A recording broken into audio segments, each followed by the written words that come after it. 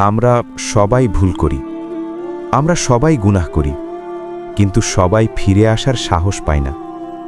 যদি আজ রাতটা তোমার জীবনের শেষ রাত হয়, তুমি কি প্রস্তুত? আমরা এমনভাবে বাঁচি যেন কখনো মরব না। নামাজ পিছিয়ে দেই, মায়ের চোখের পানি উপেক্ষা করি, আর ভাবি সময় তো অনেক আছে। এটা এক পথহারা যুবকের গল্প। তার নাম রাহিম। ছোটবেলায় সে ফজরের আজান শুনলেই মসজিদে দৌড়ে যেত। তার বাবা বলতেন, নামাজ মানুষকে বড় করে।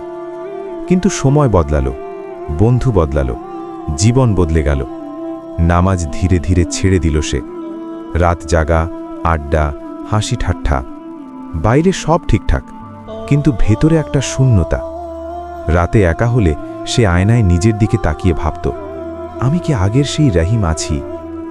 এক রাতে তার মা তাহাজ্জুদের নামাজে কাঁদছিলেন। 2 হাত তুলে বলছিলেন, হে আল্লাহ, আমার ছেলেকে ফিরিয়ে দাও। রাহিম জানত না, তার জন্য আকাশে দোয়া উঠছে। একদিন হঠাৎ তার পুরনো বন্ধুর সাথে দেখা হলো। সে বলল, আল্লাহর রহমত থেকে নিরাশ হয়ো না।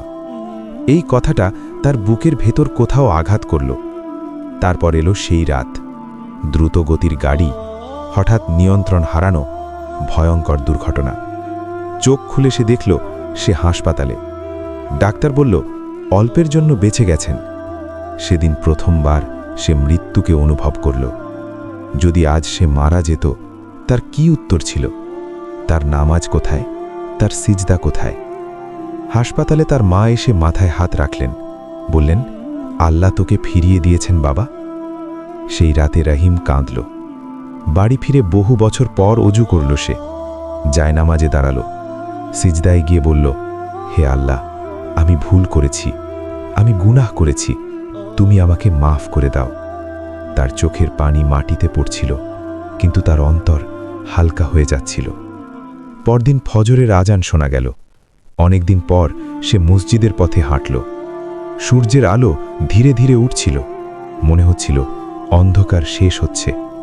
বন্ধুরা আবার ডাকল তাকে, কিন্তু এবার সে ফোন বন্ধ করে দিল, কারণ সে বুঝে গেছে সবচেয়ে কঠিন যুদ্ধটা নিজের ভেতরে।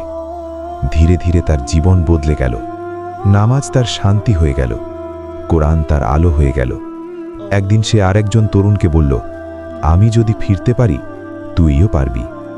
আজ তার মা কাঁদেন না, বরং হাসেন, কারণ আল্লাহ বলেন, তোমরা আল্লাহর রহমত থেকে নিরাশ হইও না।